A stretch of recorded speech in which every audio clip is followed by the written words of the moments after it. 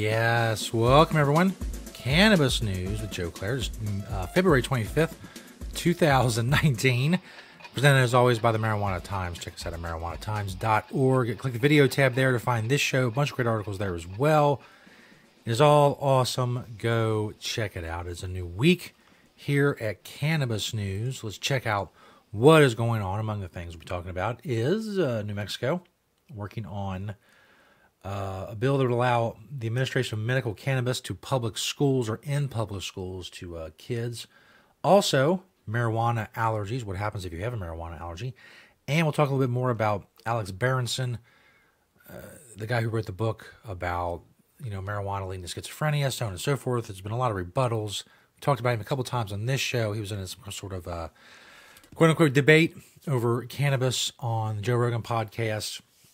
There was a bunch of people have a problem with this guy, and they're vocalizing their problem. We'll talk about all of that coming up. But first, of course, Cannabis News are brought to you by Natureside, nature-side.com, and their organic, all-natural pesticides. Make sure you check them out. If you're growing in a state where it is legal, make sure you don't use banned pesticides. Make sure you are growing safe and poison-free. You can do that with Natureside, nature-side.com. Side is spelled C-I-D-E. Go check them out. They're an awesome sponsor of Cannabis News. This first story from Jason Sander over marijuanatimes.org. New Mexico Senate votes in favor of bill to allow medical cannabis in school. New Mexico State Senate recently voted in favor of a bill that would allow the administration of medical cannabis in public schools to students who are qualified patients. This is according to a report from the Albuquerque Journal. Senate Bill 204 passed the Senate with a floor vote of 35-2. There was little discussion or debate on the matter. The bill was co-sponsored by Senators Candace Gould, a Republican, and Jacob Candelaria, a Democrat, as well as Representative in the House, Gail Armstrong.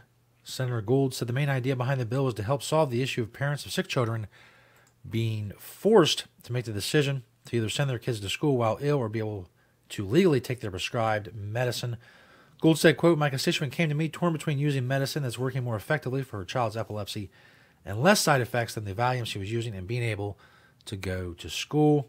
There are about 175 students in the state of New Mexico who are prescribed medical cannabis, so this could potentially be a far-reaching decision if the bill ultimately makes it through the state legislature there in New Mexico and becomes law. Of course, that'd be a good thing. I mean, if kids need medical marijuana and they're spending 8 hours a day in school, the chances are they're going to need something during school, just like they need anything else. I mean, I used to be able to get aspirin and all kinds of stuff in school if I had a headache or whatever. You go to the nurse station and they treat you.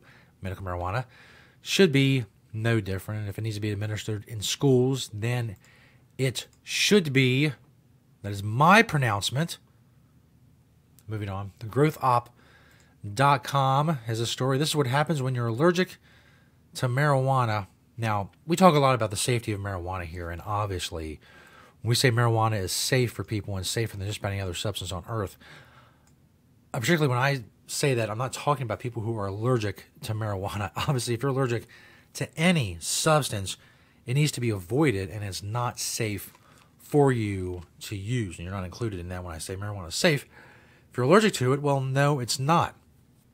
This article, which is linked in the description of this video, as is every story I talk about, talks about some of the symptoms of a marijuana allergy. Unfortunately, one of them is piercing red eyes, which seems to be an effect of just about everybody, to everybody, or for everybody who uses cannabis. So that's it's not really a good gauge. It's estimated that somewhere around 10% of cannabis users have some sort of sensitivity to the plant. Most of the symptoms are mild, but some can be severe, threatening reactions, just like a peanut allergy, airway constriction, things of that nature. Sometimes simply touching the plant or various products derived from it can be enough to spawn an allergic reaction. Some of the most common symptoms are red and watery eyes, runny nose, and sneezing. Again, the red and watery eyes is not helpful. And in that case, I'm allergic to cannabis. I've been using it for decades.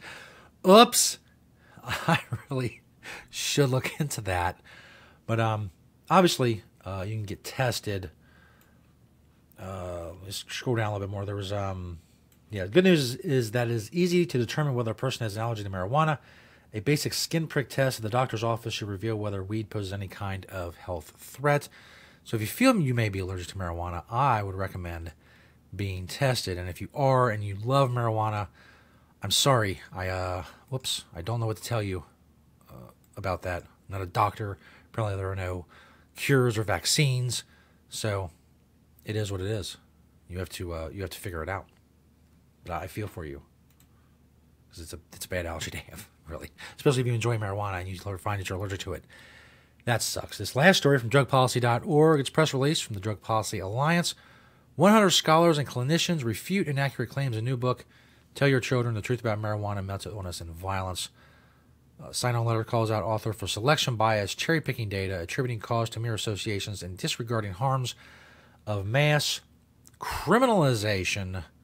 Yes, a lot of people have problems with Alex Berenson in this book. A group of 100 scholars and clinicians have released a public letter that refutes many of the claims in Alex Berenson's new book.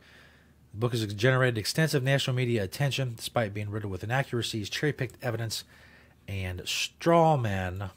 The letter reads in part, when research is misrepresented to uphold and perpetuate the worst myths about people of color and people with mental illness, we are required to speak up. We urge policymakers and the public to rely on scientific evidence, not flawed pop science and ideological polemics, in formulating their opinions about marijuana legalization. The scholars who signed on to the letter include academics from NYU, Harvard Medical School, and Columbia University, as well as clinicians ranging from addiction medicine doctors to psychologists, psychiatrists, and social workers. There's obviously been a lot of blowback. I mean, obviously I'm biased in this. I'm pro-legalization, I'm pro-cannabis.